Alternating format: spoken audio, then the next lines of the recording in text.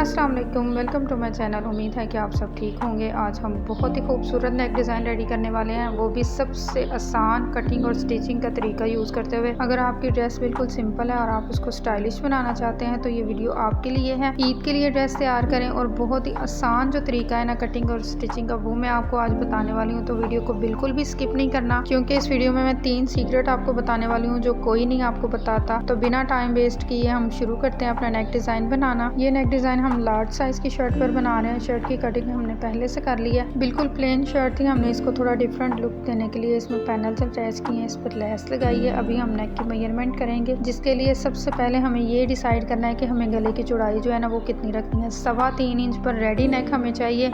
तो जो हम इसमें स्लिट लगाएंगे उसकी पट्टी की चौड़ाई हम 2 सेंटीमीटर रखेंगे। ठीक है, अभी 2 निशान हमने यहाँ पे लगा लिए हैं। एक हमारे गले की चौड़ाई का निशान है और दूसरा हमारी पट्टी जो लेस वाली है उसका निशान है। ठीक है, अभी इन दोनों के सेंटर में एक और निशान लगाएंगे जहाँ से हम कटिंग करेंगे। ठीक है, हमने ये निशान यहाँ पे क्यों लगाया ये सीक्रेट मैं आपको बाद में बताऊंगी।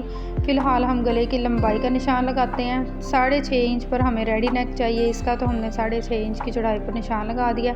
अभी जो हमने इस पर पट्टी अटैच करनी है वो 2 सेंटीमीटर की हमने करनी है। ठीक है, तो 2 सेंटीमीटर का हमने यहाँ पे चौड़ाई का निशान लगा लिया। और अब ये जो सेंटर में हमने निशान लगाया इसको थोड़ा सा कर्व शेप में लेकर आके हमने इसको यहाँ पर फिक्स कर दिया। ठीक है, इसके बाद हमने स्लिट देख लेना है कि हमें कितनी लंबाई में चाहिए। ये ऑप्शनल है, आप इससे लंबा भी रख सकते हैं, छोटा भी रख सकते हैं, लेकिन मैं 9 इंच तक यहाँ पे रख रही हूँ। ठीक है, और पट्टी की जो चौड़ाई है वो सेम रहेगी। ठीक है, 2 सेंटीमीटर हमने ऊपर वाली साइड से रखी थी और 2 सेंटीमीटर हमने नीचे वाली साइड से रखी है। अभी आपने इस तरह से इसकी जो है ना मार्किंग करनी है कि 2 सेंटीमीटर पर हमें स्लिट रेडी चाहिए, तो सिलाई का मार्जिन रखने के बाद हमें इसकी कटिंग करनी है। ठीक है, ये हमारी कटिंग की मार्किंग है।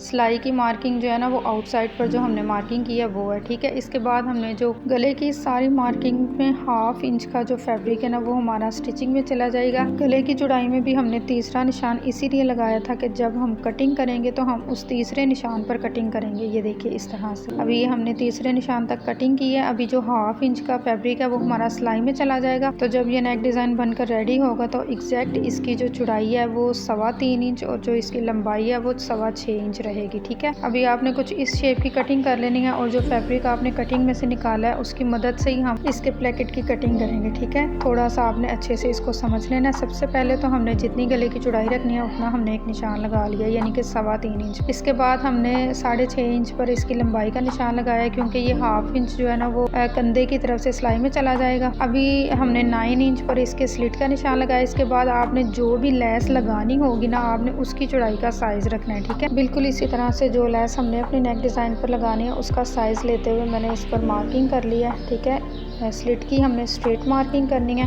और जो ये वाली हमारी मार्किंग है ना जो हमने गले की शेप बनानी है इसको हमने बिल्कुल उस तरह से ड्रा करना है जिस तरह से हमने गले की कटिंग में से ये फैब्रिक निकाला है। ठीक है, इसको रखते हुए हमने इसकी जो शेप है वो बनानी है। इसको रखते हुए आपने इसकी शेप को ड्रॉ कर लेना है। ये आउटसाइड की तरफ से जो स्लिट की शेप है ना वो हम बना रहे हैं।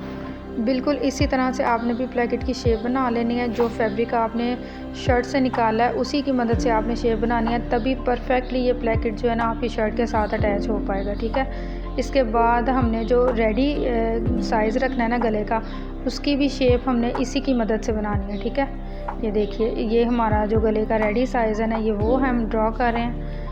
इसकी शेप बनाने के बाद सिंपली हमने इसकी कटिंग कर लेनी है और इसको अटैच करने का जो तरीका है वो तो बहुत ही ज़्यादा आसान है और जो सिलाई के बहुत ज़्यादा आसान तरीके हैं ना वो आपको इसी चैनल पर मिलेंगे। ठीक है, सिंपली जो हमने मार्किंग किया उस पर हमने कटिंग कर लेनी है और यहाँ से हमने इसको थोड़ा सा राउंड शेप में ले आना। ठीक है, इसकी नोक नहीं बनानी है आपने। ठीक है, आउटसाइड की तरफ से कटिंग करने के बाद इनसाइड से भी हमने इसी तरह कटिंग कर लेनी है। ऐसा कटिंग करने का तरीका आपने कहीं पे नहीं देखा होगा पहले। अगर आप इसी तरीके को फॉलो करके कटिंग करेंगे तो परफेक्टली आपका जो प्लेकेट है वो शर्ट के साथ अटैच होगा। साइज़ का भी इशू नहीं होगा, शेप का भी इशू नहीं होगा, कोई भी प्रॉब्लम नहीं होगी आपको। ठीक है, अभी कटिंग करने के बाद हमने इसको एक्स्ट्रा फैब्रिक पर पेस्ट कर लेना है। अगर आप प्रिंट शर्ट बना रहे हैं तो कोशिश करें कि आप प्लेन फैब्रिक पर इसको पेस्ट करें, और अगर आप प्लेन शर्ट बना रहे हैं तो आप इसको प्रिंट फैब्रिक पर पेस्ट करेंगे तो आपका नेक डिज़ाइन ज़्यादा खूबसूरत बनेगा। ठीक है, अभी हमने ये डबल फैब्रिक रखा है, एक तो वो है जिस पर हमने बुकरम अटैच किया हुआ है और एक प्लेन फैब्रिक जो है ना वो हमने बैक साइड की तरफ रखा है। दोनों की सेम कटिंग हम कर रहे हैं क्योंकि हम इसको इसी सिलाई में कवर करेंगे बुकरम को, ठीक है। अभी हमने सारी कटिंग करने के बाद इसको सिलाई करना है। इस तरह से आपने इसकी कटिंग कर लेनी है। अभी ये जो बुकरम के साथ साथ ये वाली जो सिलाई है ना इसको हम लगाएंगे पहले, ठीक है। इसके सिलाई करने का तरीका बहुत ही आसान है। एक दो दफ़ा ट्राई करने के बाद आप परफेक्टली ये नेक डिज़ाइन जो है ना वो बना सकेंगे, ठीक है। अभी एक तरफ से हमने इसकी सिलाई लगा लेनी है दोनों प्लेकेट पर और दूसरी तरफ की सिलाई को हम शर्ट के साथ जब अटैच करेंगे फिर लगाएंगे, ठीक है।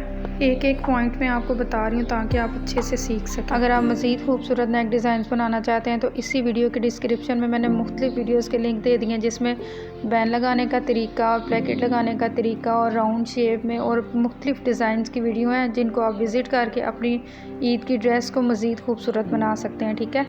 अभी प्लेकेट पर सिलाइयाँ लगाने के बाद हमने इसमें छोटे छोटे कट्स लगाकर इसको पलट लेना है और अच्छी तरह से इसको आयरन कर लेना है, ठीक है। आयरन करने के बाद हमने ये जो दोनों स्लिट है इनके सेंटर में एक सिलाई लगानी है, ठीक है।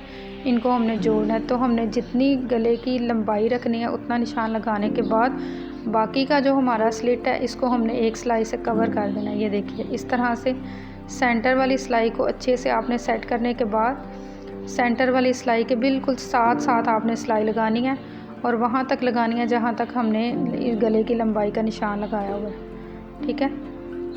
ये देखिए इस तरह से हमने ये जो निशान लगाया ना गले की लंबाई का, यहाँ तक आपने इस सिलाई को लगाना है यहाँ पर और इसको डबल कर लेना है यहाँ से, ठीक है। अब ये सिलाई लगाने के बाद हाफ़ काम हमारा कंप्लीट हो गया। ये देखिए इस तरह से कुछ हमारे गले की शेप बन गई है। इसको अच्छे से आपने आयरन कर लेना है। आयरन करने के बाद अब हम इस पर लेस अटैच करेंगे, ठीक है। लेकिन लेस आपने वहाँ तक लगानी है जहाँ तक आपका बुकरम लगा हुआ है, ठीक है। बुकरम के साथ साथ आपने ये लेस का किनारा रखना है।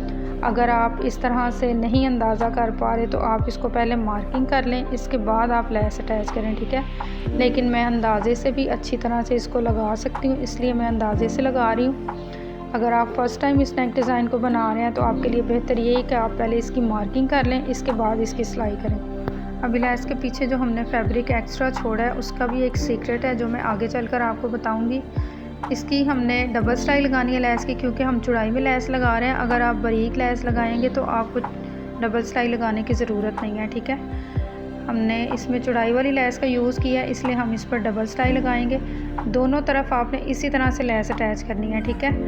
आपने बुकरम के किनारे के साथ जो है ना इसकी सिलाई लगानी है और आपने इसका जो सेंटर में फासला है ना वो अच्छी तरह से मेंटेन रखना है कि बिल्कुल पूरे स्लिट में बराबर का फासला आना चाहिए, ठीक है।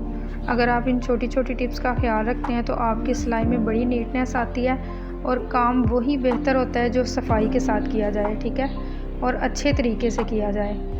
अभी हमने इस स्लिट को रेडी कर लिया है। अभी हमने सिंपली इसको शर्ट के साथ अटैच कर लेना है। अभी ये देखिए ये जो हमारी सिलाई है ना जो हमने लेस के साथ लगाई है, इसी सिलाई के ऊपर हमने दूसरी सिलाई लगानी है और जो फैब्रिक एक्स्ट्रा रहेगा इसको बैक साइड की तरफ से हम फोल्ड कर देंगे ताकि इसके धागे वगैरह नहीं निकले।